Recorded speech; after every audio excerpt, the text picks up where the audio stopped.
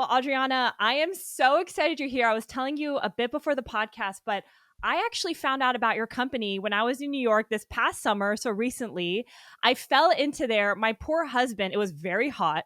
He's waiting outside. I'm like, this is amazing. Let me just like jump in.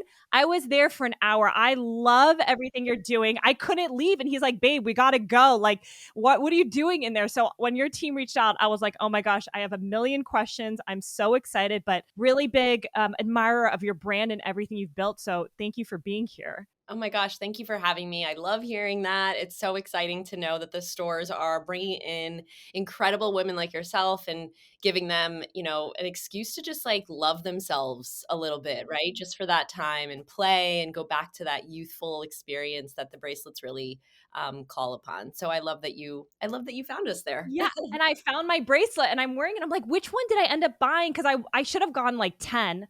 Yeah. But mine says make magic. And I was like, I Oh, love that. that's a good one. That I know it's like you can find a reason for any of the words, which is what makes the brand I think so special is like if you can either let like the universe guide you as far as what word you choose, or you can, really think intentionally about what you need and pick it and curate your stack. It's really I don't know. I am biased, but it's a very fun experience if you ask me.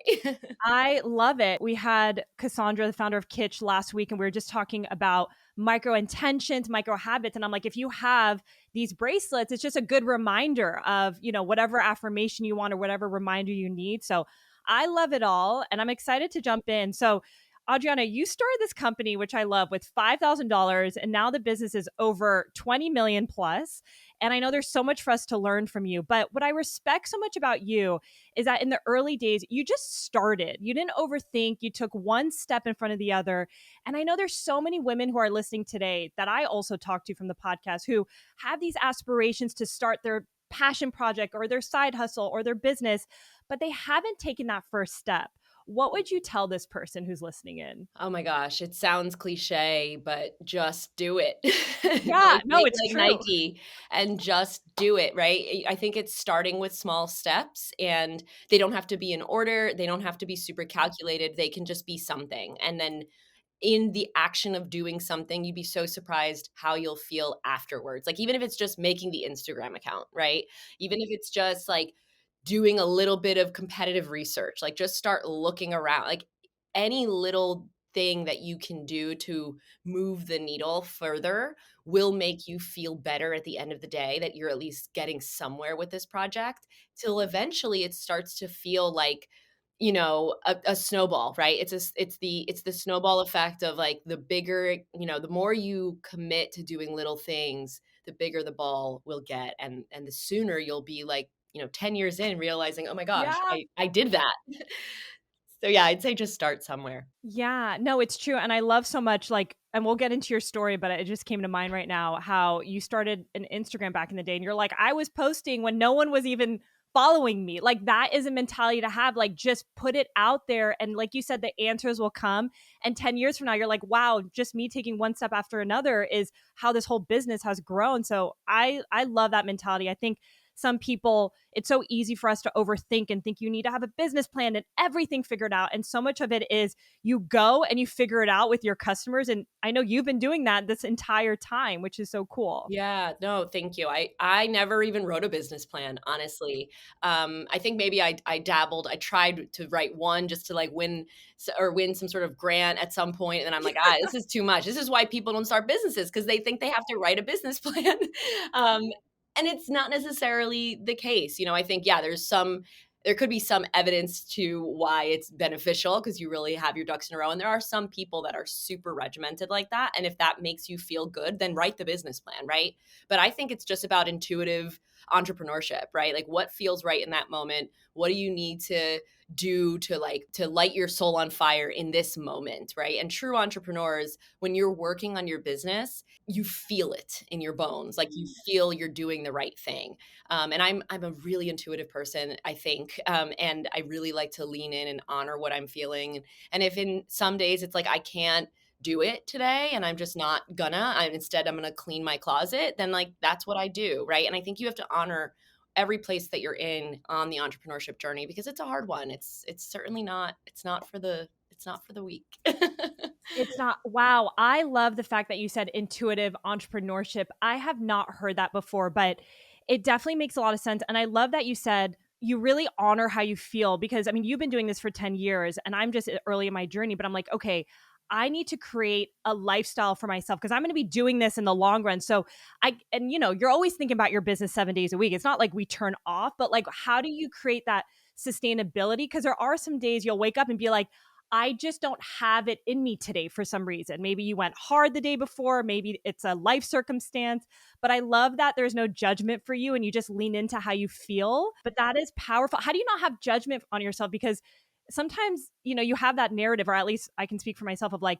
no, just go, just push yourself. Because it's so easy for us to do that. But then you get burnt out and then you're not as fulfilled in the process if you keep just going, going, going. Yeah, I think that's exactly it. It's just knowing that knowledge that you have that you're going to get to it. If you keep burning like that, and you will get to a point where you regret it in a way, and I think this comes from my experience, my first, like, I wouldn't change anything about my experience. I'll say that, right? But I do believe that those first 5 years that I spent, burning the candle at both ends and doing absolutely everything and showing up even when I didn't feel like I could, yes, do I think it led to some of my success? For sure. But I think I could have gotten there anyway if I had also taken the time to just like honor where I was. And I will say that all of that constant work and constant struggle, and like I said, burning the candle at both ends, losing sleep, I think potentially led to why I went through an infertility struggle, actually, and I don't want to put that on anyone out there who is, working their butts off and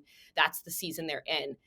Honor that, be where you are, right? And, try not to let other people's stories dissuade you from doing what you feel is right, right? And in that time, I felt it was right.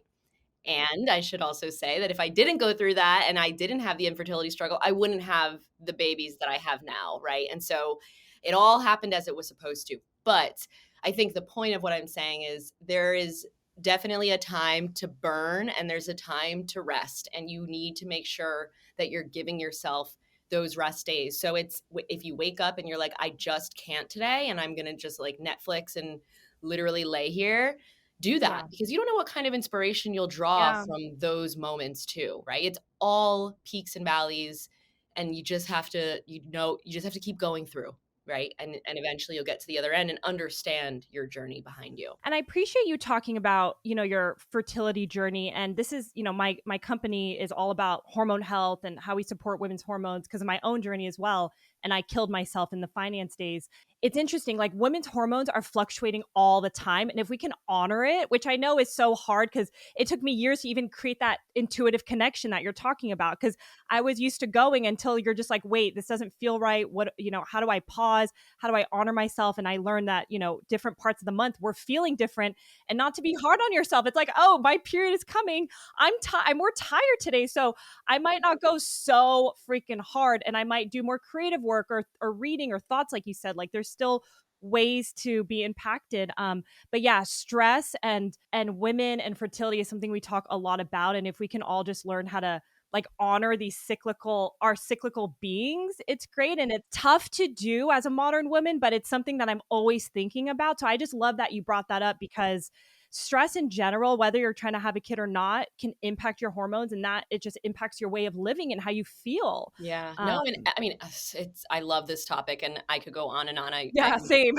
I literally believe that, when it comes to your hormones and just your general womanhood, like you have to cherish that and you have to lean into it because there are moments of the month, right, where you're just not in it, right? You're like, I can't, I'm not, it's not, this is not for me. I need a break. But then there are other moments where if you're Yes. honoring those, there are other moments where you're like, you're on the freaking ball. Like you have the decision, in your gut. You don't know why, but and that's that female intuition that we are so lucky to have, right? So, we talk a lot about female entrepreneurship here and just female business owner. And I really, I celebrate that on my socials and in general as a female entrepreneur, because there's so not few of us, but there's few of us who get to, the big leagues, I guess you could And say, then talk about it too. and A then lot of talk people about it. aren't. Yeah.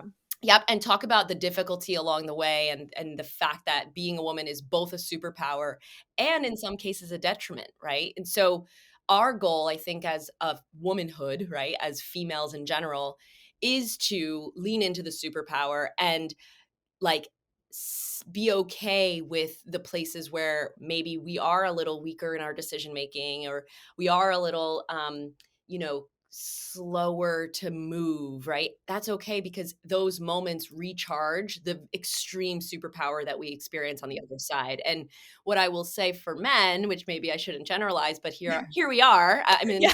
in a safe place. They might be kind of one track the whole way through, but do they ever see that like apex that we do on certain points Mhm. of the month where we are just really sitting in our pocket, you know? Maybe not. And I think that's where it's okay, and being a woman is so special. And um yeah, I don't know. I think it's absolutely driven every goal of mine, every move I make has been based on, honoring my womanhood, but also how can I help other women recognize how much power we have, and more importantly, how much power we have when we come together. And that's really where Mm. the brand came to be in the very beginning. Oh my gosh, I love it. I feel like we could talk for 5 hours about all things. So Yeah, no, this is amazing. we We could. haven't even talked about your story and from the early days, but I love it. I'm super passionate about this. And I think even looking at women like you who, are open about their fertility journey, because I think we need to talk more about that. I see a lot of women in this space because of my company, and I was like, wow, like I don't have kids yet, but there's so many ways for us to support each other. And I think you being open and talking about the journey, and even you having two kids and what it's like to run a business. Like you inspire women like me who don't have kids, who still want to continue growing a business and a family and have a happy marriage and have friends, and do all the things. And, Yeah. it's not easy, but, it's possible in ebbs and flows, right? But I love it. And I'm excited to talk all things with you today. But I actually am just super fascinated about who you are as a person. So I want to talk about your childhood.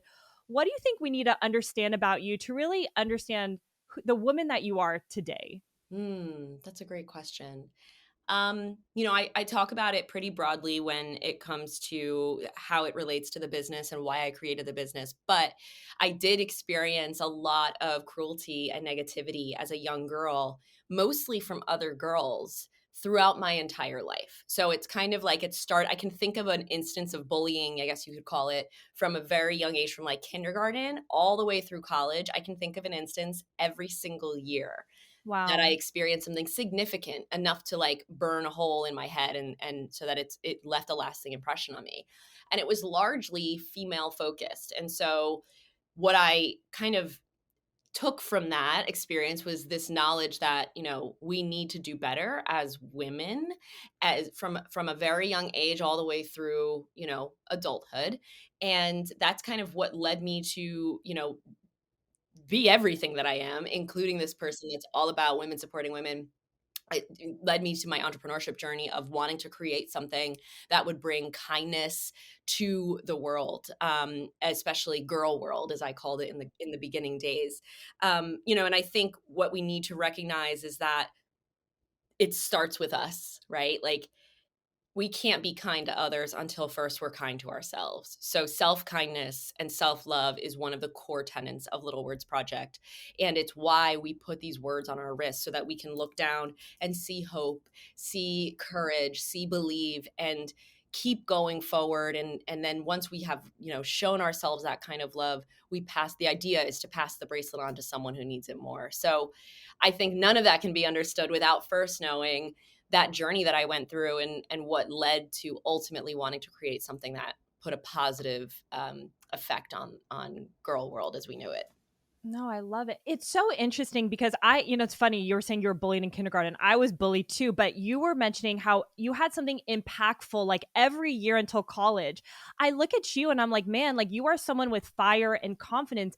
How did you not let that dim your light or impact kind of this strong woman that you are today? I mean, I fully did, right? Like I definitely let it impact me on the journey to now, and nothing is nothing is a straight line, right? So like, I had those really low lows and those high highs, and there were days I didn't want to get up in the morning. Like there were days I didn't want to go to school. There were nights that I could hear my parents crying through our adjoined bedroom wall because of what I was going through. And it was a really hard, painful experience. But in there was a lot of fire and light. And it's so funny. I saw a friend of mine recently who was one of my guy friends who got me through the difficulty. And he's like, you really kind of paint this picture of this girl who was bullied her whole life. But like, I don't remember it like that. I remember it as you were this girl who fought her whole life. And I was like, Wow. ooh, I kind of love that. I'm like, okay, first of all, I definitely was bullied, so you don't remember that, but I do. And like he does. He's like, no, I Yeah. do, but I feel like you weren't taking things lying down. And when you look at it, when you look back, hindsight's 2020, right? Like you look back and sometimes you can only see a certain part of the picture. And he reminded me, like, yeah, you're right. Like I really did find power in defending myself and in loving myself. And I think, to answer your question, I think my mom was a huge inspiration there. She always made sure to fill my cup when other people were emptying it out. She's a big proponent of self-love and positive affirmations. Like she's the woman who will look in the mirror and tell herself how wonderful she is every I love morning. that. And I love it. And she's a Mexican immigrant. This is her second language, and she does it all. I mean, she accomplished and has come so far from truly nothing.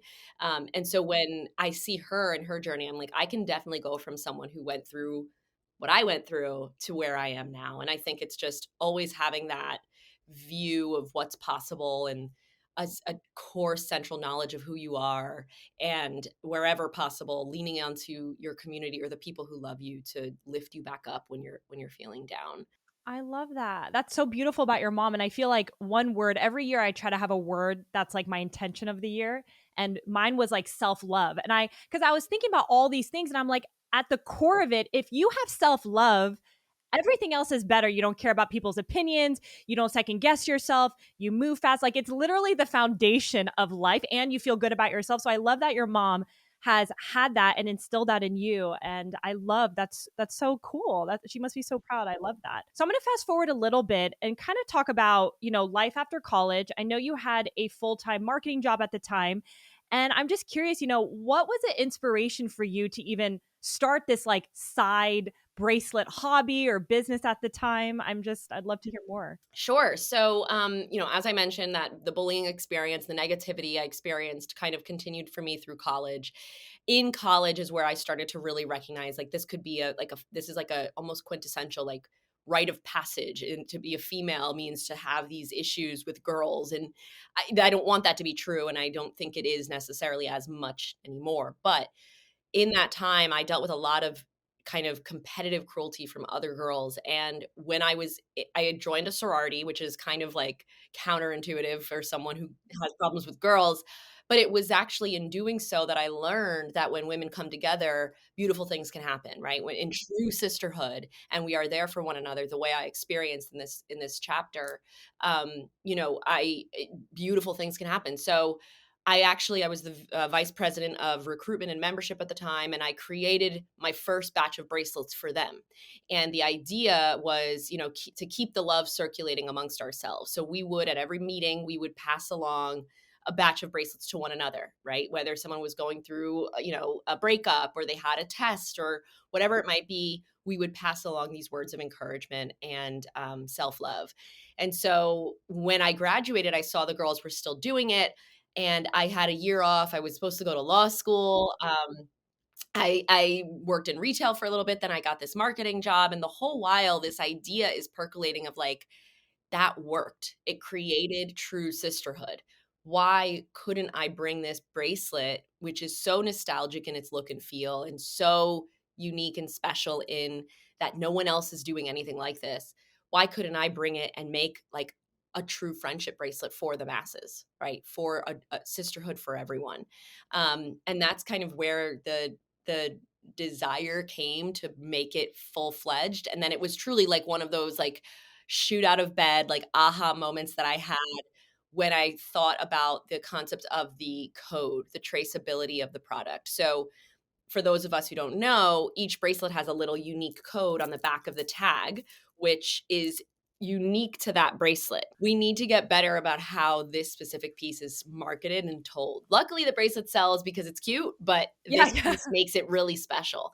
So each bracelet has that code, making each bracelet a one of one. It's completely unique. That code is used to connect the bracelet to our website, and you can tell your story, why you chose it, how it's helped you. And then when you eventually pass the bracelet along, which is what you're supposed to do, the next person does the same, so on and so forth. And you can eventually track and see where your bracelet has gone and maybe where it's been. And it's just this really great way of really seeing how much connection the product does bring to you. So when I had that aha moment, shoot out of bed, like, oh my gosh, this could be an X factor that makes this a really viable product, I felt like the pieces just connected. And before I know it, the snowball took shape. Oh my gosh, amazing. Yeah, I did not know about like the registration piece until I was doing prep on you. I'm like, oh my gosh, this is amazing. And the fact that you had that idea like from day zero is awesome. So you're having this marketing job. Tell me, like, what was a timeline for you to kind of get this off the ground? And then I have a few other questions, but just to kind of start about the literal next steps you took when that idea kind of came to you. Yeah. So I had already had this clear proof of concept going on at the sorority. And when I started to think about making it a little bit more refined and a little bit more like for the masses, I worked on changing up the prototype, if you will, to be a little cuter, smaller beads, like really, really the way the product looks now, which is much different than what I was doing in college and what anyone really does at the DIY level. So once I started the prototyping of that, I then started just kind of reaching out to my network. And I think I always say I got the business on sale because I had a friend of mine who was trying to start a web design company. I had another friend of mine who did videography and he made me a video campaign.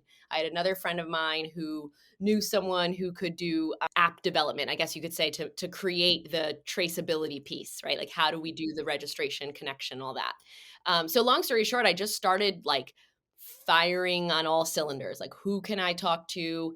Another thing is talk to everybody, right? Like, just talk to everybody about what you're building because you don't know what kind of feedback you're going to get, who they know, how it's going to result in some future opportunity for you. So just always be closing, always be talking, always be sharing. And then, it was kind of just like through that journey of talking to people, I found a lawyer that could help me with the trademark piece, and then I found, an accountant who could help me with the making sure that I was registered correctly in the state, and it just started kind of unraveling like that. Social media was a huge first step for me. Like you mentioned earlier, I got that Instagram account and I started sharing the whole journey. So ups and downs, the pitfalls, and it really made a difference for the community I was building at the time. I know, I love this. And I think you mentioning talking about it to people, like some people are so precious with their idea that they're like, I don't want to share. And I'm similar to you, like, no, you got to get it out there. And everybody has ideas. It's all about like execution and getting it done. But you don't have all the answers and people can kind of give feedback or advice. But I'm so curious because you're starting this bracelet, you're sharing it with other people. Did anyone think like, Adriana, like, how are you going to make a business from like these beaded bracelets that like kids wear? Because I'm sure that is something like, how are you going to create a real business for something so quote unquote simple? Oh my gosh, you could literally go on TikTok right now and see those same exact comments on our viral videos that are getting Yeah. millions of views, right? So I think the reality is that I heard that answer. I heard that response every day probably since the beginning of this business 10 years ago, and some of which in the beginning came from friends of mine that were like, are you sure you want it to look like that and you don't want it to have like a gold stamped bar or whatever it might be? And I was like, no, this is the look, this is what it is, this is coming back, it makes sense. And trust me, I just had that gut, call it female intuition.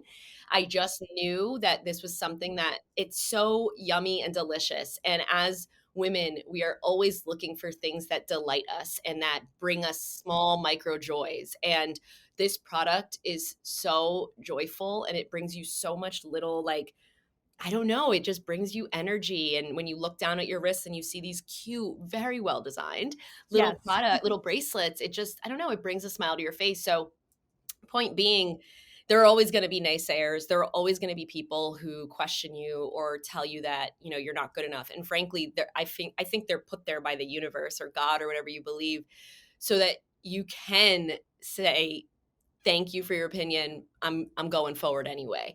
And every time you do that, you tell the universe, you tell whatever you believe in, that you're in it to win it and you're not going anywhere, and you get rewarded through that as well. So the answer is yes. Every day people have that statement, and every day we continue to beat our sales projections from the day before or the year before. And so, I always say, like, our people find us. The people who are here to do what, we set out to do, and they want to be a part of this community, they find us and they stick around. I love it. It's so interesting because I had a similar experience. Like my product is all around using food to support hormones because it changed my life, and it's seeds. It's literally just whole foods. It's not game changing. We just made it a protocol around it. And I remember friends and family are like, wait, are you really selling seeds? And like, no one really trusted it, but I had so much conviction because it changed my life. I'm like, no, there's something here. Doctors recommend it. I'm positive. And now 2 years in, we have, thousands of customers. Like you have those people coming out of the woodworks being like, oh, can I try it yet? And I'm like, this person literally told me 2.5 years ago, like, why would I start this? So you never know, like what you said, once you kind of find your people and triumph and go over all these rejections, like they end up coming around. And I'm sure even for you, they're probably like, Adriana, like, how did you do it? Great job. Like I always knew you'd be something. Like Yeah. I'm sure Oh yeah. that's always a thing. I always say the people who doubt you, or the people who are your haters now, are going to one day tell people that they know you. And I think that's like such a true testament to, like, you just got to trust yourself, believe in yourself, and who cares what anyone else thinks along the journey. But yeah, I love what you just said there. And I think the more your product is confusing to some, the more it's going to be everything to someone else. And I think ultimately, I actually heard recently that you want to build a community that's going to buy from you and sell for you. Because when they love it so much, they're going to die on the hill for you. And you'll see in some of these TikToks or some of these posts where people are coming for us and saying, why would I spend, $25 on something that my daughter could make or that I could make for free? Well, to that, I'd say, well, we're obviously much better quality, and good luck making these things, because, it's Yeah, yeah, hard. that's what I It's say. harder than Good you think. luck. Yeah. Yeah, good luck. Yeah. But, you always in that same comment section, you'll see people being like, no, this is actually a great product. I love my bracelets. This company is everything and more. Like, people really do, they die for you. And I think ultimately that's the goal, is to create that real community. And it doesn't happen if you're creating something that everybody and their mother wants, right? It's got to be special. Oh, I love that. That is so powerful. And it's so cool because even in the early days, it was more than just a bracelet per se. Like you've really created this brand. So maybe you can kind of share about why it was important for you to create your own website, your own socials, and not do the Etsy route. Because I know Etsy was very big at the time. Actually, my mom had her own bracelets and did a bunch of stuff, and she really did well on that platform until it got bigger and went public, and then things changed. But why was brand and community so important for you from day like one? Oh my gosh, I love that you just nailed that. That's because now we're here 10 years Yeah. later, right? And I think I knew that intuitively at the time. I was just like, I knew that the product was simple, and I knew that the look and feel felt homemade. And I knew that to counteract that, I've always been fighting that uphill battle. Like, that's not new, right? So everything that just happened with, the Taylor Swift of it all, and the make your own friendship bracelet, and the bead sales at Michael's skyrocketing, and all that stuff, it didn't really phase me, because ultimately I've been fighting that battle since the very beginning. And we've learned that brand is the number one most important thing to help you kind of stand the test of time. And I knew that in the very beginning because the product was simple. And it's actually probably credited to those naysayers who made me doubt myself a little bit. They made me second guess, they made me question, and it only continued to essentially compound how much I knew I needed to create something different. And so I knew that there were going to be others who were going to question it. And the only way I'd be able to counteract or tell them why it was worth it was to show them the brand that I created. And so that's why I knew from the very early days, we've got to create a story around it. I want it to feel like a movement. I never wanted it to be just a product. This was always just supposed to be a vehicle of kindness, of self-love. So for me, having that storytelling, attached directly to the product was so paramount. And it is, I do believe, what led to this being a brand and not just another Etsy account that didn't really, take the world by storm, if you will. Totally. No, I love that. It's funny. I mean, I come from the world of like finance. So the word brand, I never really understood what that was until I started my own business. And I naturally like built brand because we're so passionate about education. We have a podcast. We just care about community. And then I have people being like, oh, you built such a great brand. I'm like, oh my gosh, is this brand what everyone talks about? It's like you build a strong community, you bring them along the way. And it's very fulfilling too as like a founder. So I love that that's been the impetus for you just from the very, very early days. And you've done such a great job. And I actually want to talk about how you even created these bracelets again, because sometimes I think obviously with certain products, you have to work with co-packers initially, or if you're building like a tech product, you need to build out a team. But how did you kind of start from scratch with building your product? What did that look like for you? It looked like I was an Etsy maker is what it looked like. And I think that was also too, like, there's a lot of smoke and mirrors in the beginning, right? So, you can be a person who is you're literally just beading bracelets. Like I just started beading at a fold out table in my parents' basement. But because of the brand storytelling and all of the messaging I had put around it, and also the transparency on social, right? I was able to create this little community of people who supported my every move, and it made it easy, I guess you can say, with, quotes, easy to keep going because I had to show up for the community I was showing up for every day. But also I was able to, the product was relatively simple to make, right? In that I had access to materials. And by that I mean I also went to Michael's and I bought letters from Michael's in little boxes that my mom would go through and separate for me. So my mom was my original like help manufacturer. My dad was my original shipping department. And Oh, that's yet helpful. I literally I leaned on my people. And yeah, I think ultimately I just kind of started somewhere. And then as since we were bootstrapped, I had to be very lean from the very beginning. And I allowed the demand to inform the supply, right? So as I got bigger and more people came and I got more orders and I got into wholesale and I had bigger orders from that, it wasn't enough for it to be just me, right? I had to start bringing on extra helping hands. And eventually I needed to get a factory. And then eventually I needed to get a bigger factory. And ultimately I just kind of moved one foot in front of the next and got to a point where, I knew what I needed because I just had to grow. Like I just had to fulfill these orders. So it helped inform my next step. No, and were there any times because in the early days, I mean, I'm sure this doesn't change, but like you're marketing, you're on the face of social media, you're marketing, you're dealing with operations, you're literally like beating the seeds. Like 2 years into doing that, were there ever any days that you're just like, God, like this is so tough, like how am I doing this? I'm sure it was just like nonstop in all the positive ways because their growth was there, but did you ever have those feelings of like, God, this is so much, my hands hurt from like beating?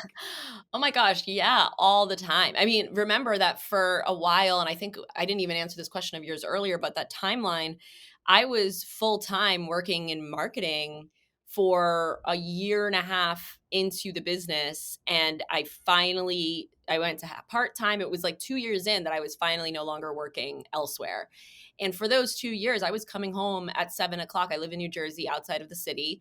I was coming home at 7 o'clock and beating and working until 1 a.m. And my dad and I are both night owls. So my dad would then at 1 a.m. start the shipping department, start Yeah. shipping. And and we did that every single day, So I think, yeah, I got very burnt out and it was a lot. And there were many, many times where I was like, I don't think I can do this. There were times where I remember one story. I went to a trade show in New York. It was the New York Now show. And I came back and I had like 25 orders, and I had all the orders in my folder. And I remember my husband was also working in finance at the time in the city, and we were traveling in together. I was going to the show, he was going to his job, and I started crying on the subway.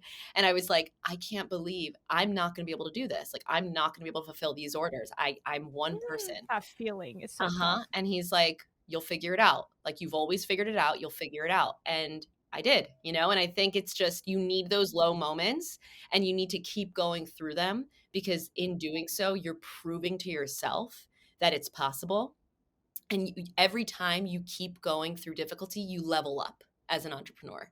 And then you become, you know, somehow you look around after the end of 10 years and you're like, wow, there were a lot of people who I was doing this alongside, right? Through their businesses, and they've fallen off and we're still going. And it's because we kept going through difficulty and leveled up along the way. Yeah, that is actually so powerful and it's so interesting. And I always love to share these stories because I'm in the thick of my journey. I'm like, in case it's helpful, so I don't even forget one day. But like, we've really built the product and a community, and now we're dealing with like inventory issues, and we manufacture ourselves still. We're not at that point to find a co-packer, but I'm definitely looking, and it's still a lot of ownership on me. And I want things to be perfect. I care a lot, and there's some days where I'm like, this is tough, and I'll have a nice good cry, but then the next day, you get up, and then my husband always reminds me, and it's so true, is like, if it was easy, everyone would do it. And going back to like what you were saying, how people are like, the haters are like, oh, I could do this, like, good freaking luck, go do it.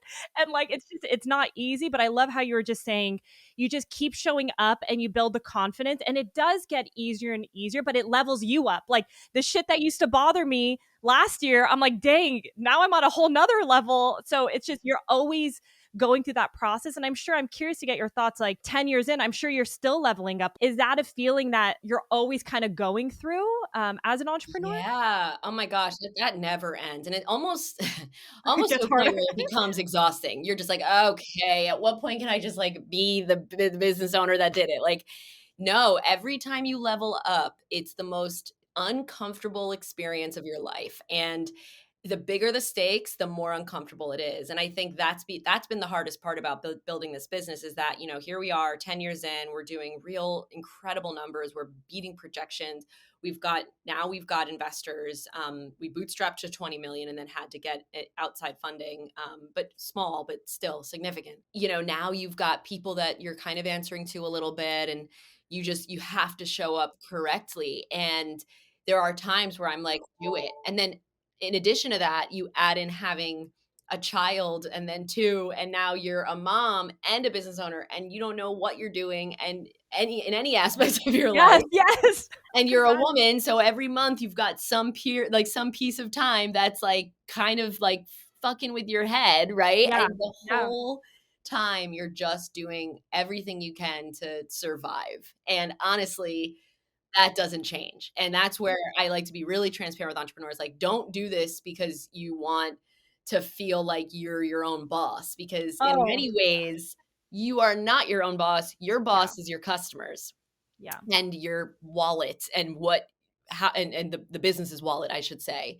And you're constantly working towards a a goalpost that moves. And every time you get there, it moves again.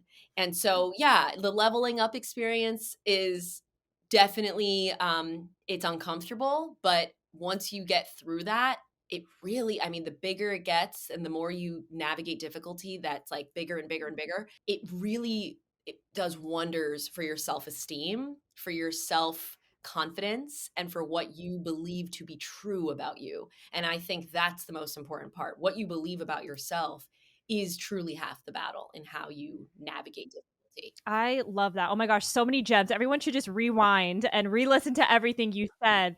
It's so true, and it's so interesting. I was having dinner with someone on my team last night, and a lot of people say, this might be a little controversial, but hey, I'll say it. But like, people are like, follow your passion. And I think that's important because you need that why, right? The why, and that's what keeps you going. But what I'm here to say, and I love having conversations like you on the podcast, is like, it's not easy. If you follow your passion, it doesn't mean it's always going to be easy. Like, you got to show up every day and the shit's going to be tough. But like you said, once you hit each milestone, that confidence and that feeling you get is so powerful that it kind of keeps you in the game if you're able to like be okay with that uncomfort, but it's such an amazing feeling once you kind of get across it. So I love how you're just so honest about that, because I feel like so many of us are like trying to find our passion and why. And I think that's so, so critical. But you have to know that if you want to create something great, like, it's not going to be easy every day, like, at all. No, and you also have to remember that, like, your passions can change, and I think people get crippled by this concept of, like, "Follow my passion, but I don't know what my passion is." Well, what delights you most right now? Like, what gets you the most excited right now? And even as we were talking, like, when you start to understand yourself as a person, an intuitive person, you'll feel your body react when you say something that's correct. Like, for me, I get chills. Like, I just Yeah, got same. chills. I get chills when I know I said something right, or I feel that little sense of like excitement belly, like almost like rising in your chest. Like, that feeling when you say something that you love. Like, my new passion now, I'm not passionate about beating bracelets anymore. Okay. Like, Yeah. I'm not passionate about designing the bracelets anymore. I have a full blown design team to do that now. I'm passionate about helping other female entrepreneurs. Like, that is what I care the most about. So you said something earlier and I was in my head, I was thinking, "Oh, I have to go through some of the content I created to get it up on social because I have a good gem that I want to drop." And it got me excited. So Yeah. I the love point that. being, like, your passions can change, and I think if you just start on the journey, the journey will ebb and flow as you ebb and flow. And especially as women, we are so cyclical. There are going to be moments where you're passionate about it, and there are going to be moments that you're not. And like we said earlier, honor those moments, and don't get so bogged down in trying to find the thing that you're the most passionate about. Just start with something, and it will evolve from there. Definitely don't do this to to make a lot of money, though, Yeah. because Yeah. there are plenty of careers, firsthand pretty well. There are plenty of careers that'll get you more money Yeah. and Faster. power, and it'll all be faster. Do it Power. Yeah. because yeah, do it because you love the thrill of the puzzle and figuring it out and learning as you go and growing and developing. I think I've learned and developed more as an entrepreneur than I have in any other experience of my life, including higher education. So yeah, I think I don't know, I derailed that conversation there, but No. I always feel badly for people who feel like only they need to figure out what their passion is, because that changes, and that's okay. And that actually was me. Like, that was totally me back in the day. I was like so unhappy and I'm like, gosh, I just want to find my passion. But I love what you said, because once this clicked, I kind of have followed that, and then the rest is history. Is like, what gives you that feeling, like that connection that you were saying that like lights you up, or what gives you energy, right? Like, even in finance, I love connecting with the founders. And look, I'm still doing that today. Like, this is a pure creative passion project, because and I have no business doing it because I'm so busy, but I get lit up talking to you. Like, I go into this whole other realm where I'm just like, I don't even know what happened, but it was amazing. And it's like following that feeling, and it could look so different in different industries, different parts of your life. So I love that. And I think that's really good advice for anyone who's just confused, like, what gives you joy, and just kind of follow that along and make sure you foster that, because for years I didn't listen to myself. I didn't foster it. So I love that. So one thing you mentioned very nonchalantly that I want to underscore heavily is you bootstrapped this business to 20 million, which was incredible. I mean, I'm sure there's so much to unpack there, but like, looking back at that journey, what do you think has really helped you sustain this business? Because, your bracelets aren't like, they're $25, right? It's not like you're selling like a product that's like hundreds of dollars or whatnot. So how do you create this like sustainable business and self-fund it for so long, up until 20 million? That's incredible. Spoken like a true finance mind. That's something my husband, he worked at Blackstone for 7 years and then came over to be our COO and president. He always says to me, like, Adriana, like, you don't even realize how complicated this company is, from like, because I tend to have the more of the entrepreneurship energy of, like, the founder energy of, like, we got this, like, we're just gonna figure it out, it's fine. Like, I've never been a money mind, and so I really am so glad he joined. But I am I always had the vision. I always believed. I always just kept pushing forward, and I knew things were going to work out. Like I really believe in that manifestation. So anyway, he comes in with the finance mind, and he literally was like, "This is so complicated and so hard because the product is so inexpensive. We can't just drive revenue with a $500 AOV. Our AOV is like $45. It's really not huge. So how do you set up retail stores? How do you do all this on the back of this $25 product?" And honestly, that's where the foundation of community and brand really comes into play. Because this product has a story and a mission and values, and we stand for something, and people understand that when they see this bracelet out in the wild, they know that it means that that person is kind and genuine and compassionate and collaborative, and all of the things that we stand for, it makes a difference, right? And so I really do attribute it to community. I attribute it to the people that are diehard fans, that they buy.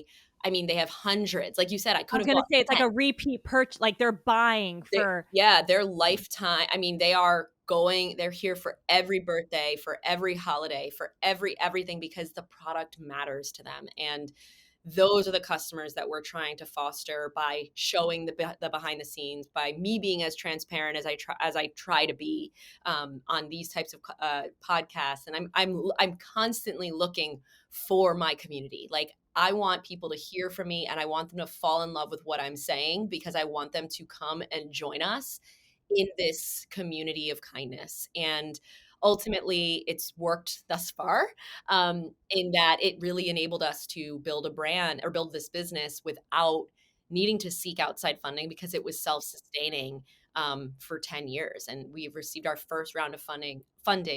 It was like a mini Series A, in January of last year. So we literally just had our first year with it. And it wasn't a huge amount. And I'm still very much so majority owner of the brand.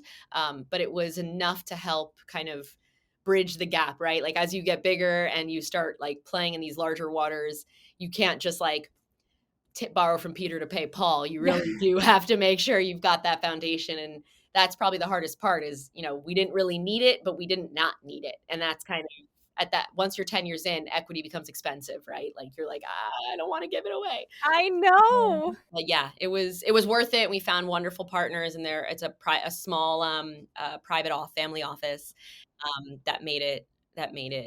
Yeah, we just, I think, mutually fell in love with each other, and it was like, let's do this together. So yeah. I love it. I mean, I'm sure like retail, I mean, you guys have so many stores even before you got funding. Like retail's not cheap as well, but I can imagine it just, finding the right partner, raising the right money. It's not too big. You're still majority owner. Like it will just only foster those big goals that you guys have, or just support you along the way. And one thing I also find so interesting is that you also didn't even have any paid ads for like up until recently, right? 10 years. So like the 20 million was with no ads. So it just goes back to like, was it the brand community fostering those relationships? Like that's incredible. I love that because it's possible. I see the power of word of mouth. It was that was it. And even still to this day, when we do like post-purchase surveys to find out how did the customer hear about us, their number one response is word of mouth. Oh, So nice. people tell people, and think about it, there's a unique customer acquisition journey built right into the product's life, which is pay it forward. And when you pay it forward, that customer now loves what she's wearing. Maybe she's going to go buy, and now you have to go get another one. And so it's just Oh my this gosh, life yes. cycle that kind of is built right in. And it wasn't intentional, right? Like, I didn't think I was I, gonna I ask, didn't think yeah. about AOV or LTV or CAC or any of that when I was first starting. Remember, I just started beading, right? It's just all of this kind of unfolded before me, and we found a sweet spot of price point. We custom is a huge piece of our business, and it really makes for a unique, customer retention play, because the customer wants to come back and get something else that matters to them, and it's their own personal journey written right out on their sleeve, right?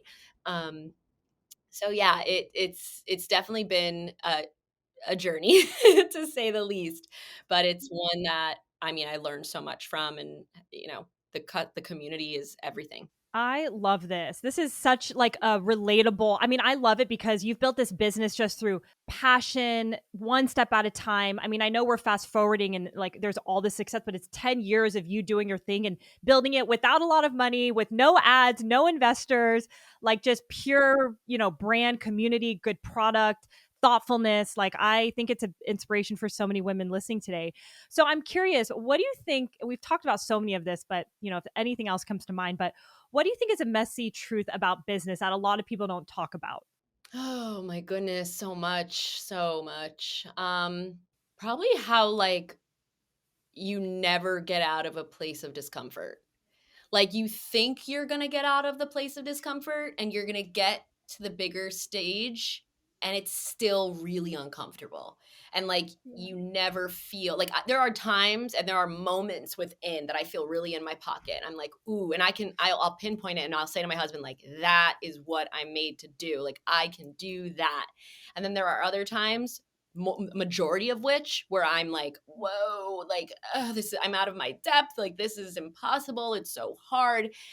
And yet, the moments where I'm thriving really fuel me to keep going because those other moments are so much more, they're so much more prevalent in the journey, Mm-hmm. and I think Mm-hmm. people don't talk enough about those low moments. And that's why I really do try to be committed to sharing. And that's hard too, because, you know, my journey is not just my own. I have 50 plus employees, right? So you have to be a little careful. Like, how much are you going to talk about? Because it could impact others that have kind of walked across my stage with me, right? And ultimately, I do think that my biggest goal is to help other female entrepreneurs build brands and businesses. Like I know there's a second life ahead of me where I am really invested in that, primarily. But so I do try to share the muck, no matter what it might bring as a result. But it's very hard to do and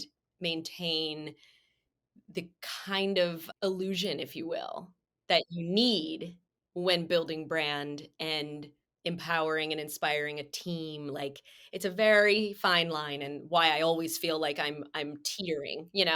Um, very long-winded response to say like no one really makes it clear how freaking hard it Yeah. is. Yeah, and it's so interesting that you were mentioning that because my husband has been telling me, he's like, "You gotta, like, talk about your journey." I was like, "Nah, like, why do people wanna hear what I'm going through?" Like, it's like the early days, I don't know what I'm doing, and he's like, "No, I think, like, people could do it," and I felt and it's so interesting you said that because, like, on one hand, I don't wanna seem like it's so hard, but it is, and I'm thinking about my team, like, if they listen, are they gonna be like, "What the hell is going on?" Like, not in a scary way, just like, "Is my founder okay?" Like, Yeah. but it's like I definitely was a little nervous about it too when I first started like really getting in the weeds. And then I just noticed that so many people sent me messages of like, Yasmin, I appreciate you being so authentic. Like, I think I cried on the podcast. Like, the early days was very vulnerable for me. Like, when you don't know if anything's going to come from it. But yeah, it's a very tricky place to be. So I long winded way on my end saying, like, I appreciate you being just so open and vulnerable about the journey. I know it's going to help so many women. So I could talk to you for so long, but I really appreciate that because I know it's a tricky place to be in for It sure. it is tricky, and all I will say is, like, it makes so much sense for you to just lean into what feels right in that moment, and if it feels right, like, if as I'm speaking, you got the butterflies of, like, "Yeah, like, I do kinda wanna share," then follow that, right? And I think ultimately it goes back to everything the theme of this whole conversation has been leaning into what you feel and being intuitive entrepreneurship, truly. And like whatever works for you, like lean into that and, keep pushing from there. But yeah, no, I'm happy to share it all and happy to be a resource for you ongoing if that was at all beneficial. I'm actually excited to try your product because I really believe in the importance of seed cycling, and there's definitely much more to come with us, I think. Yes. No, I'm so excited. Well, Adriana, thank you for being with us today. We'll definitely have to do like a part 2, 3 one day, but this was awesome. You're amazing. And we'll share all your social channels, your website, because I love your content and your realness. I know everyone who's listening is going to really resonate with you. So thank you so, so much for being here today.